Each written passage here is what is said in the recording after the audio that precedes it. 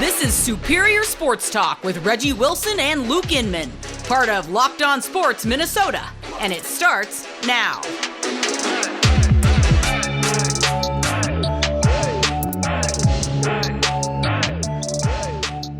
Back in the lap, Reggie and Luke back at it. Another episode, Superior Sports Talk, presented by Locked On Sports Minnesota. I got my guy back, Reggie Wilson, riding shotgun. Feels good to have you back, brother. Yeah, man, good to be back.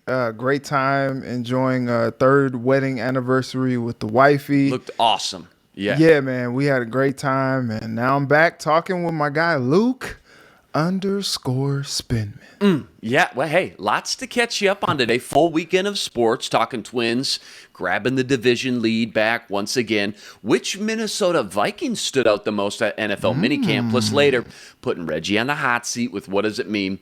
It's all coming up on Superior Sports Talk. So let's talk about those Twins, shall we? Quick weekend recap. Twins lose game 1 to the Rockies, but bounce back. They win games 2 and 3, take the series 6-0, 6-3 victories. Reggie, couple good pitching outings again this weekend. Twins only allowed 1 run on Friday, and that was in their only loss, believe it or not. Dylan Bundy, 6 strong innings, allowed just 1 run. Relievers combined 3 scoreless innings after that. Chris Archer, Saturday, came out once again. Pitched 5 solid, great innings. Yep. And yesterday, shaky start from Joe Ryan compared to what we're used to, but bullpen comes in again, combines for 4 scoreless innings.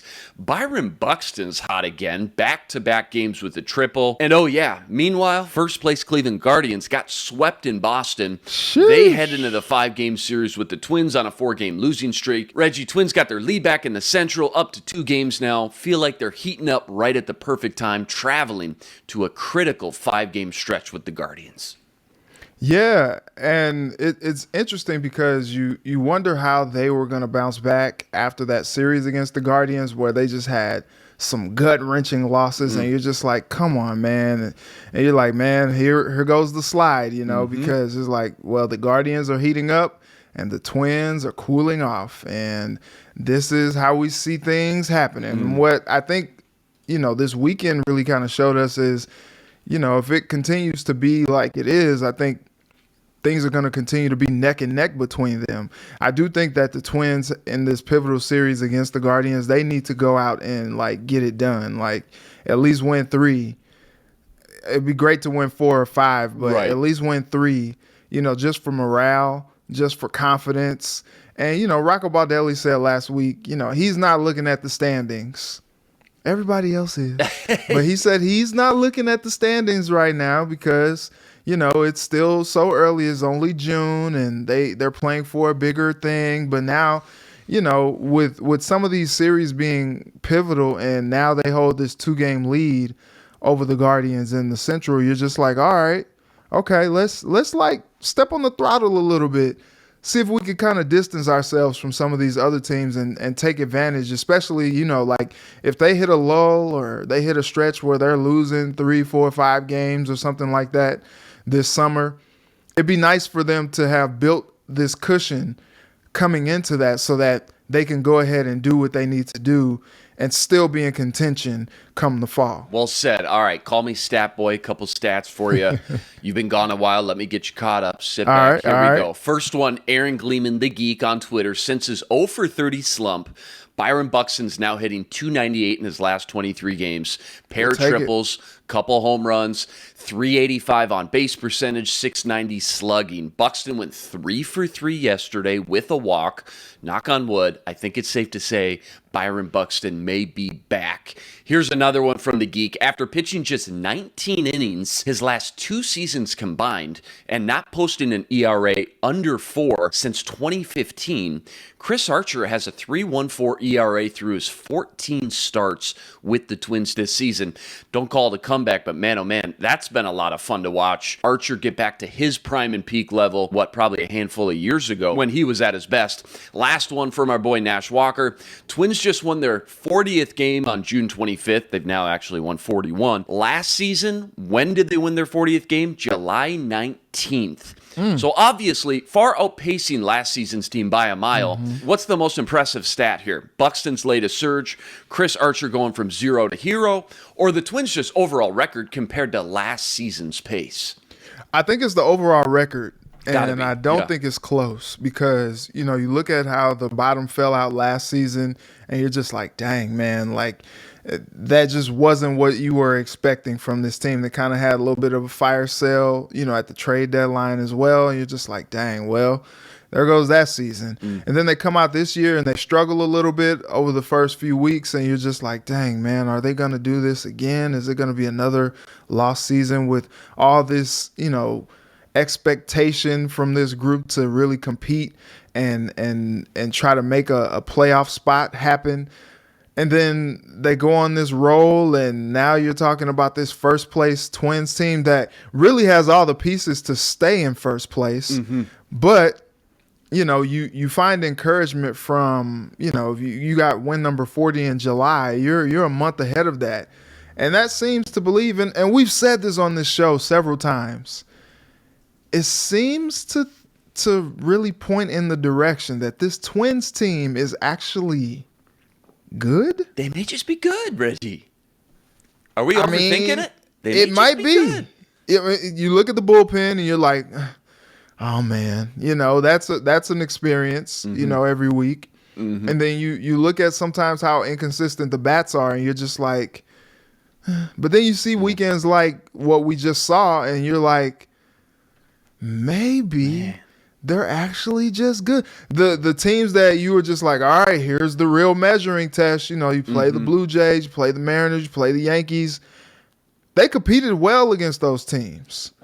And you're just like, well, maybe they're actually just good. Here's the thing. If we would have thrown some money, let's just say at the beginning of the year. You always will throw some money, man. We'd be feeling good. Hey, don't make the same mistake Reggie and I did. Bet online.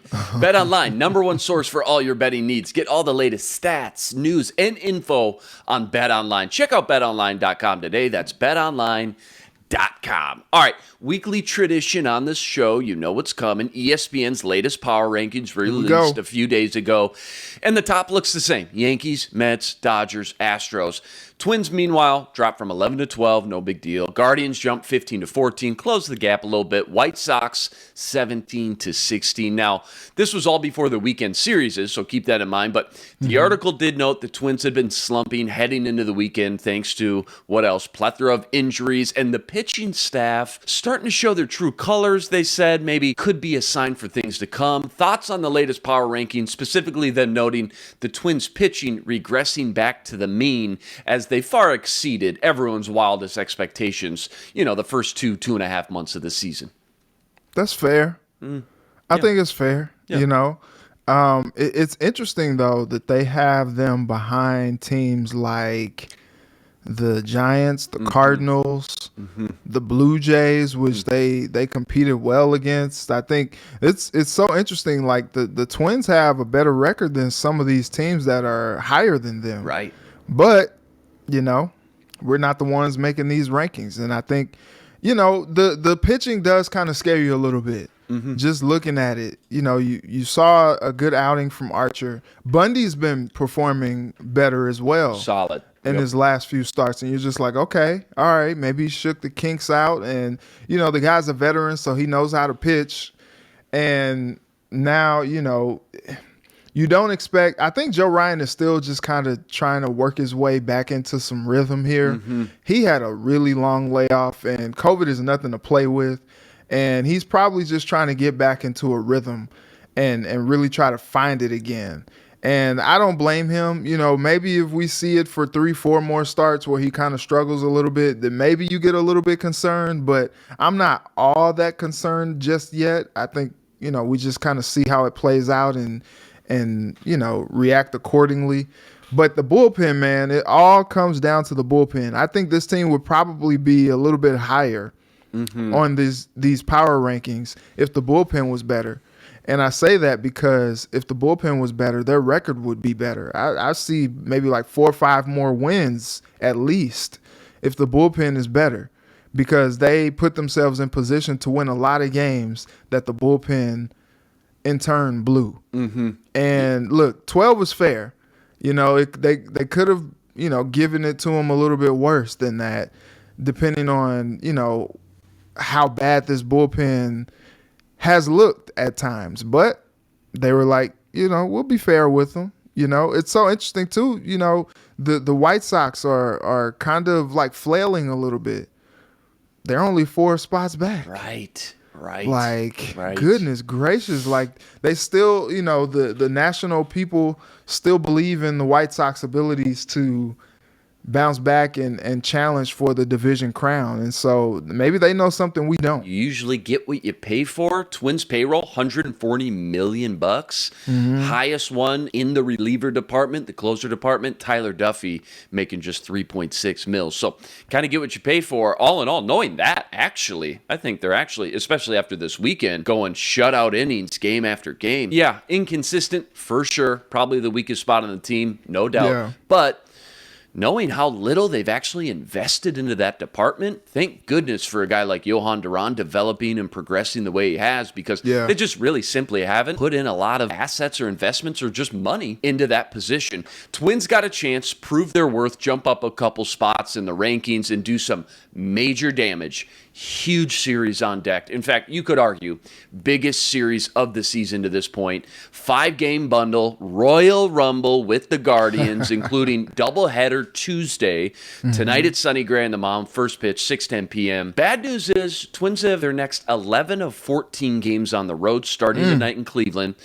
Good news is Guardians lost 4 in a row. They're on a little streak here. They're on a little slide. So maybe the Twins are catching them right now at the right time. Rest assured, Reggie and I will be back here to break it all down. All right, to football we go. 76 days until week 1 of the NFL season kicks off. ESPN highlighted each team's biggest standout during NFL minicamp just over a week ago. Vikings insider Kevin Seifert was wowed and dazzled by rookie linebacker Brian Asamoah from Oklahoma. Seifert noted the speed of Asamoah jumped out to him, showing off his sideline-to-sideline speed he showed on tape coming out of college. It begs the question, just how quickly coaches will get him acclimated and involved on the field early in the season. Other notable NFC North standouts included Rashawn Gary for the Packers, no surprise there. Second-year wideout Trinity Benson in Detroit.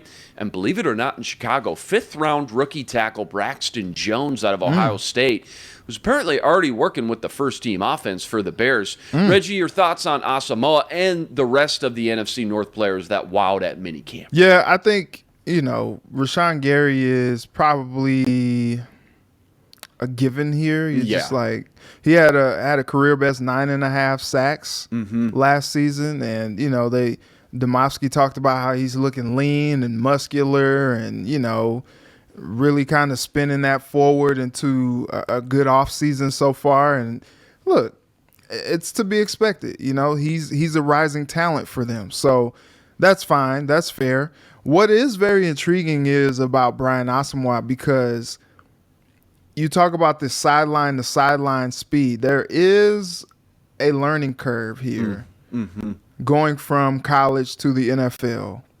And at a position like linebacker that's really important because they have to cover so much ground, them saying that he's a sideline-to-sideline guy is exciting. Like, very exciting.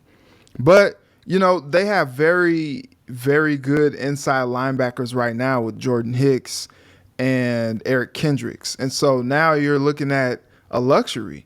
You got those two on the inside. You got the outside with Za'Darius and Daniil.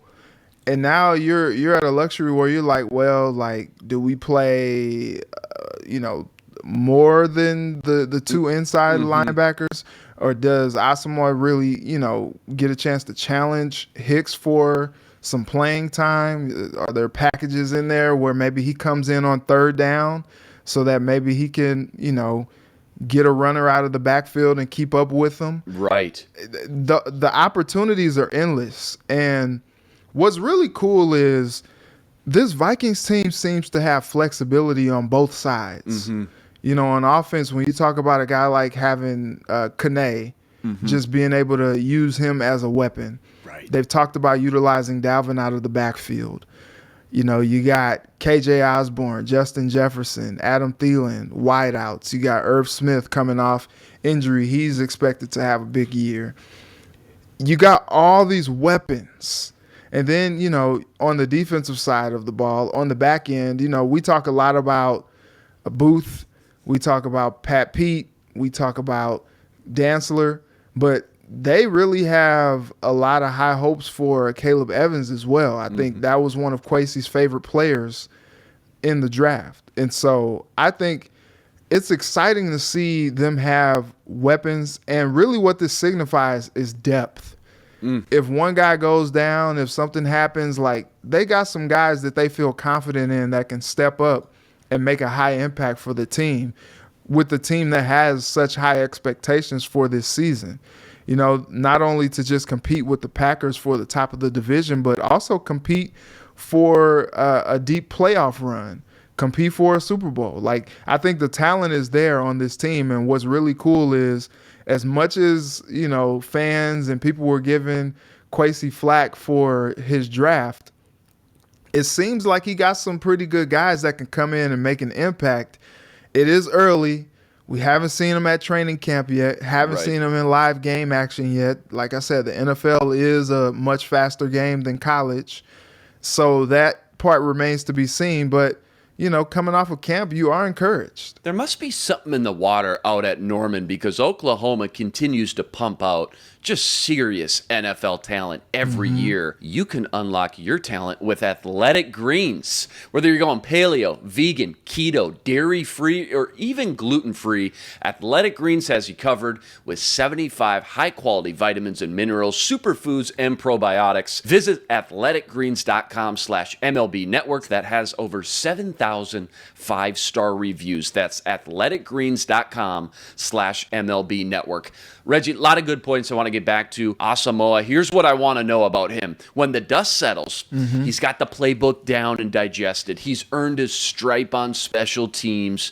What's going to be his true natural role going to be in Ed Donatell's defense? Because, like you said, coming out of the draft, he felt like a natural inside, weak side linebacker in a 3-4 defense. But obviously, as we sit here today, those 4 starting linebacker spots in the base defense are set. You mentioned za'darius, Hunter, Kendricks, and Hicks. So finding a way to get him on the field, maximize his open field tackling, and more so that speed, getting after the quarterback, getting into the backfield on passing downs. That's where I would be most excited about him on the field, at least during, this rookie season. Let him ease into the NFL a little bit with some sub-package looks that shows off more of that blazing speed guy like Seifert and coaches keep raving about. So that's what I kind of expect from Asamoah in year 1 from the Vikings. Remember, he led the Oklahoma Sooners in tackles, including solo tackles. So he's great out in open space, but at the NFL, this is a different game, different speed,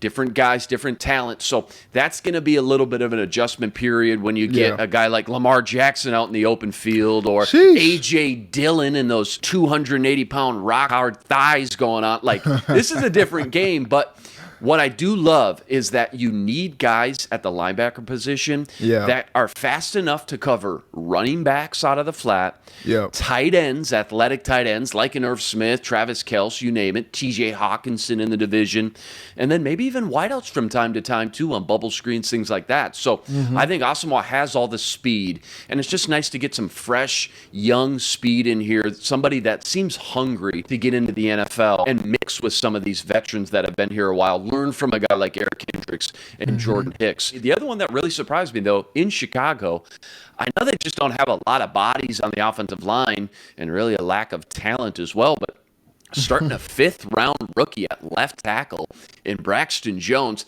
that's just got to worry fans who are hoping for a big leap in Justin Fields in year 2. But hey, I mean, that's just me. I guess we'll see how all that plays out. Maybe some Ohio State chemistry there. Yeah, there you go. Maybe that's what it is. Hashtag chemistry. Okay, yeah, you may be onto something there. 76 days until week 1 in the NFL kicks off. Reggie and I got you covered every step of the way. All right. The time has come, my favorite segments here. I'm putting Reggie on the hot seat with What Does It Mean, covering all the latest hot topics in Minnesota sports. First up, in a surprising and sudden move, Minnesota Twins pitching coach Wes Johnson said he's leaving the Twins and heading to the college ranks, where he'll take on the same role while receiving a hefty pay raise at LSU. What does it mean when trying to calculate Johnson's decision to leave the Twins in the middle of the season while they sit here in first place? Kind of confusing. Yeah, kind of weird, you know. But this guy, I was kind of looking him up a little bit earlier. He seems to march to the beat of his own drum. Okay. And it's interesting because Chris Archer was just kind of giving him praise for what he's done to help him. You know, as he's kind of rebounded from back-to-back injury-riddled seasons and really is trying to like find his way back to elite form that, you know, that Chris Archer that we've known from years past. And he really, you know, attributed a lot of his success so far to Wes Johnson. And so it's just kind of weird that, you know, he must have really just lost faith in this bullpen. He's just like, I'm done with these guys. There's nothing else I could do to help these people along. That's it. I'm done. I'm out. But what is interesting about this is he seems to just kind of function a little bit better in the college ranks. I think that's where he's more comfortable, you know, kind of molding these young guys in that level. You know, before that, I think the Twins was his first major league job, and he just kind of made the leap from Arkansas. And he's originally from Arkansas. Now he gets the chance to go back down to the SEC, do his thing, and establish himself, reestablish himself. But it's just kind of weird that you will leave your team high and dry. Like, you know, I guess when LSU comes calling, you say hello. What y'all got for me? You said hefty pay raise? Let me see. Let me see what I can do. Rocco! Yeah. I'm out, brother. It's been real. It's been fun. It's been real fun. Bad but I gotta boys go. for life. We out. We going to Baton Rouge. We out of here, baby. Yep. And so it's interesting. I'm eager to see what the Twins do. I know they have, you know, quite a few people on that staff that, you know, contribute to that pitching room, but like at a position that's been a real critical point for this team this season, that is rough to lose a guy that is kind of, you know, pulling the strings for one of the most critical positions on this team. And so it's puzzling. He did what was best for him and what made him the most comfortable, but didn't really leave the Twins in a good spot. They're first place, trying to keep that first place spot and trying to, you know, continue to improve in that pitching. And he was the guy that they were just kind of entrusting to do that. And now he's like, look, I'm gone. The plan is Pete Mackay's supposed to take over the lead pitching coaching role, but fully replacing Wes Johnson, going to be a total group effort, as we know. People on Twitter were like, well, you know, maybe he knew just how hard this was going to be to keep this pitching rotation pitching at such a high level, especially with the lack of talent in the relievers or bullpens. I really don't think that was the case. This man got a hefty pay raise. We're talking twice the salary that he was making in Minnesota. And as far as the timing goes, horrible timing. He is going to stick it out during this Cleveland series, it sounds like. So you'll get him for another 5 games, a little transition period. You know, in college ranks, this is actually a really important time of the season, the offseason, I should say, because this is when they start and get really into recruiting their guys. So I'm sure LSU was like, all right, we'll pay you double. You got to come now. Like, you got to be here next week kind of thing. So the timing hurts for sure. Leaving the middle of the season like this, sitting in first place.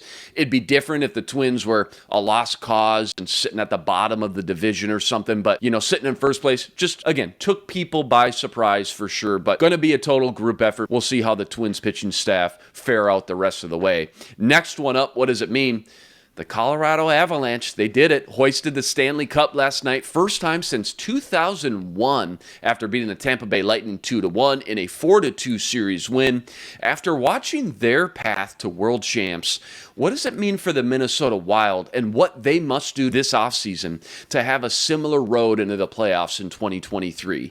You kind of see the blueprint now. It's interesting because I do think the Wild team from this past season was good enough to do that. They looked like one of the best teams in hockey for stretches this past season, and then got into that series with the Blues, and all of a sudden they couldn't score enough.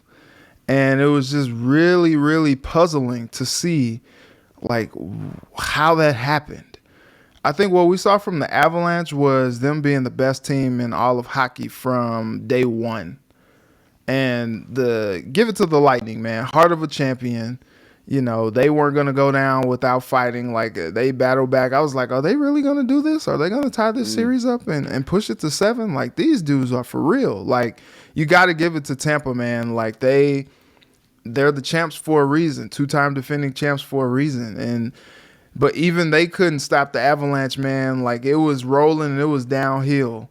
And that's the type of team that you want to see here in Minnesota. Like a team that, you know, regardless of what is going on, when the chips are down, they're going to find a way to win, because that's what the Avs did. You know, they got down in several games over the last, you know, several series. Yeah. And found a way to battle back and just retake the momentum.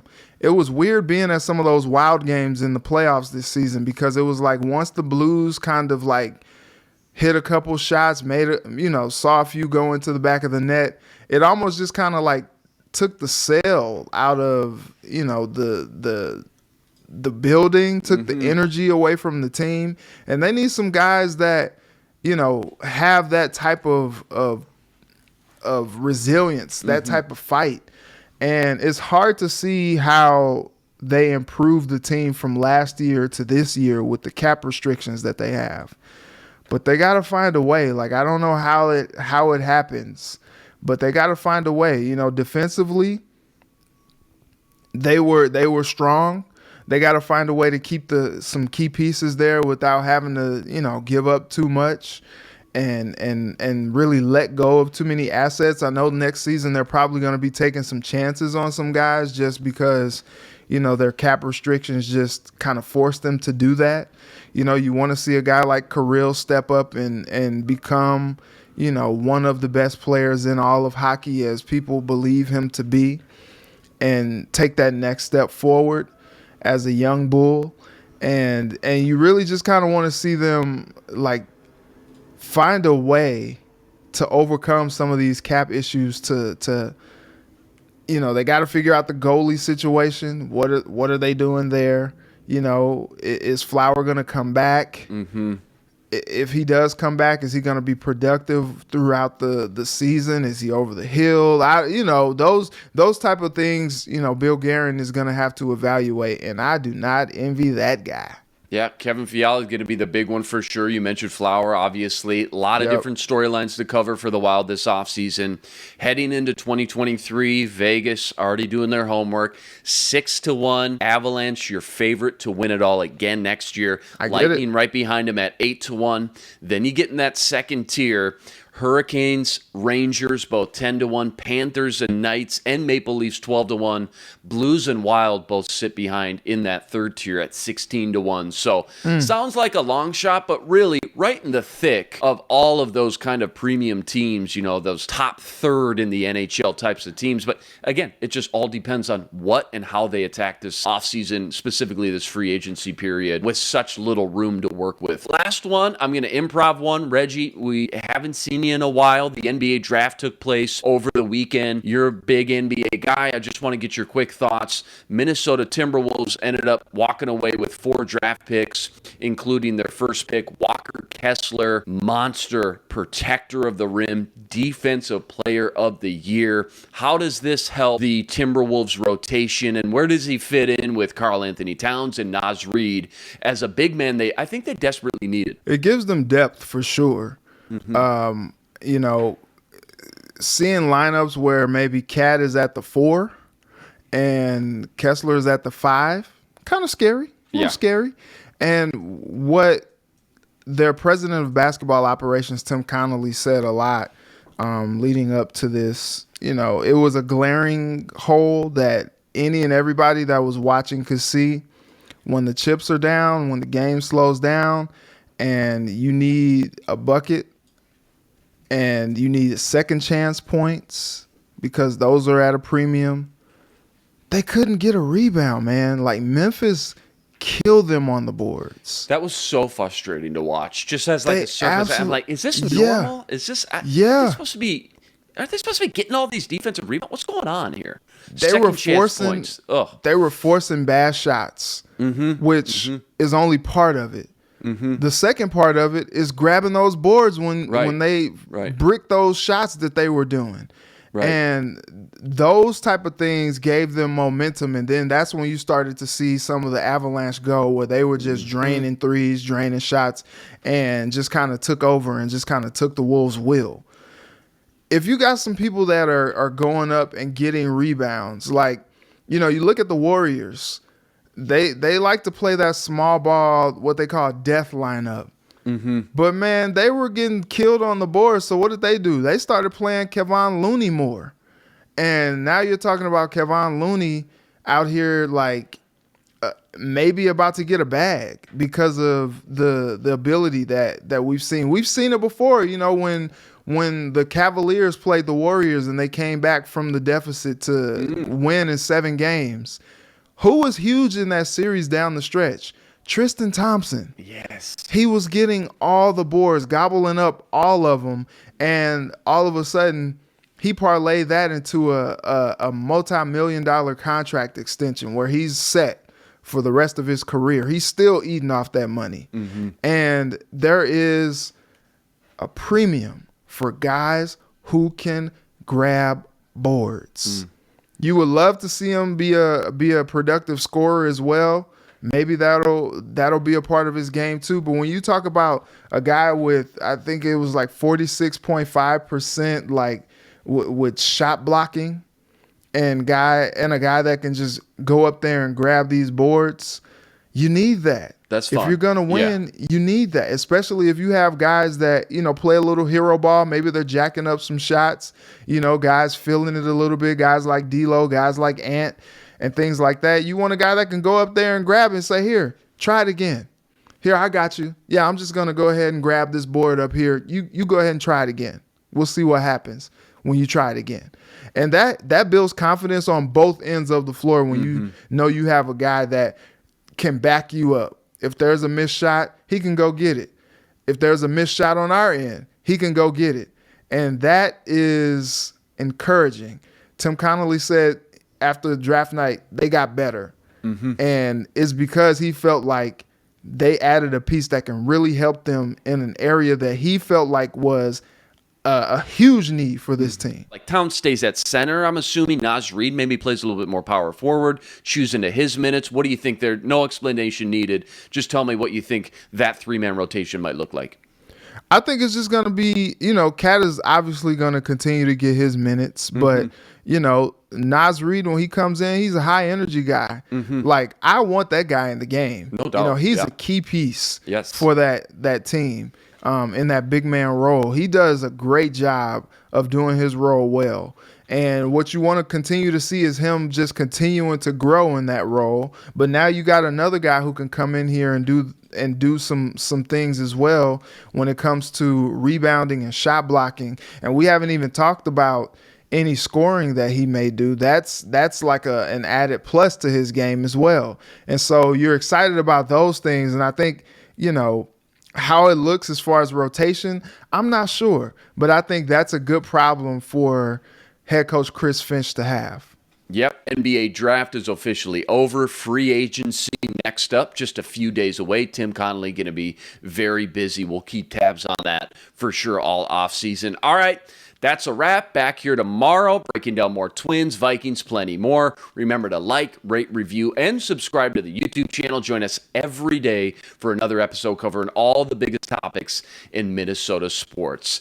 He's Reggie Wilson. Feels good to have him back. Follow him on Twitter at ReggieWilsonTV and on Care11. I'm Luke Inman on Twitter at Luke_Spinman. Tune in tomorrow. Superior Sports Talk, part of Locked On Sports Minnesota. For Reggie, I'm Luke. Until tomorrow. Signing out. Be blessed. Spread love this week. This is Superior Sports Talk with Reggie Wilson and Luke Inman, part of Locked On Sports Minnesota.